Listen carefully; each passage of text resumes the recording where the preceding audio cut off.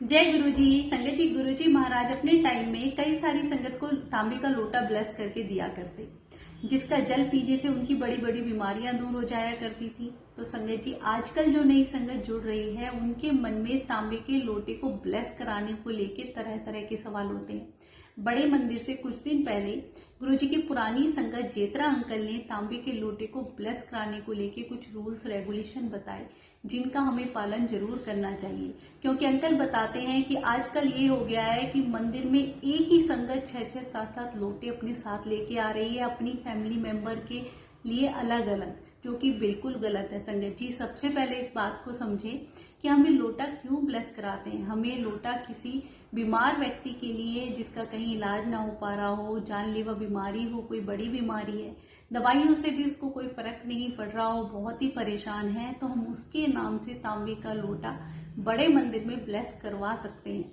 हो सके तो आप बीमार व्यक्ति को साथ लाएं। अगर वो नहीं आ सकता है तो कोई भी एक फैमिली का मेंबर तांबे का लोटा ब्लेस करवाने आ सकता है। आपको एक नया तांबे का साफ सुथरा लोटा लेना है, क्योंकि एक बार गुरुजी की एक पुरानी संगत गुरुजी के कहने से तांबे का लोटा ब्लेस करवाने के लिए लाई, तो उसमें एक डेंट लगा हुआ था। तो गुरुजी महाराज ने मना कर दिया कि इसमें ब्लेसिंग नहीं रुकेगी। तो संगत जी, साफ सुथरा लोटा हो, आपकी कमाई से खरीदा गया हो, आप मेन मंदिर के हॉल में जाएंगे तो सेवादार आपसे वो लोटा लेंगे और गुरुजी महाराज की गद्दी से टच करा के ब्लेस करके आपको वापस दे देंगे।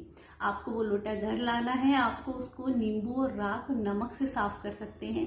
सोप या डिटर्जेंट से गुरुजी ने मना किया है।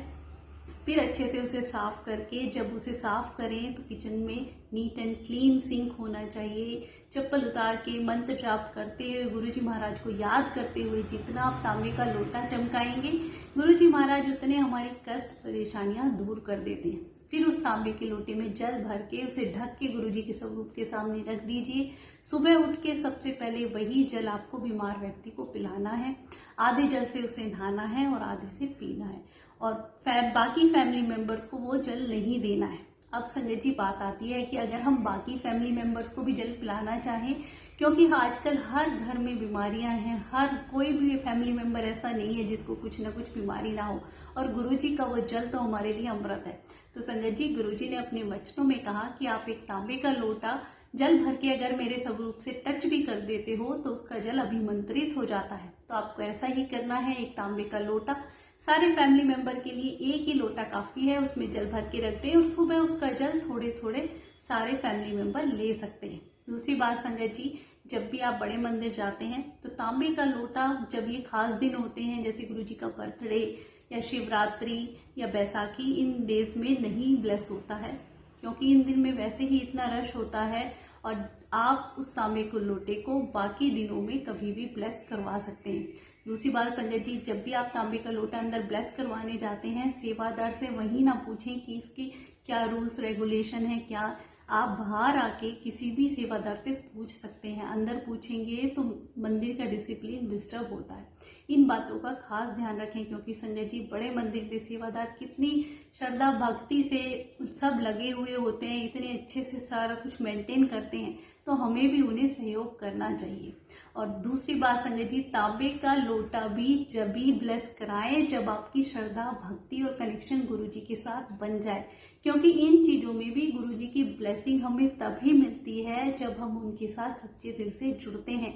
ऐसा नहीं कि भेड़ चाल चल रही है, तांबे का लोटा ब्लेस करा लेंगे तो सब कुछ ठीक हो जाएगा। नहीं संगत जी, गुरुजी के साथ श्रद्धा भक्ति से जुड़े। गुरुजी हर जगह है, कन कन में है, और जिस घर में भी गुरुजी का स्वरूप आ जाता है तो वहां तो गुरुजी की ब्लेसिंग वैसे ही बिखरती रहती है। संगत जी, इन चीजों की भी हमें जरूरत नहीं।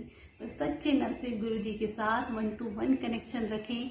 ज्यादा किसी के भी बहकावे में ना आए कि ये कर लो ये मत करो, क्योंकि गुरुजी महाराज ने हमें हर प्रकार के भ्रम वहमों से दूर किया है। शुक्राना गुरुजी, अनंतम शुक्राना।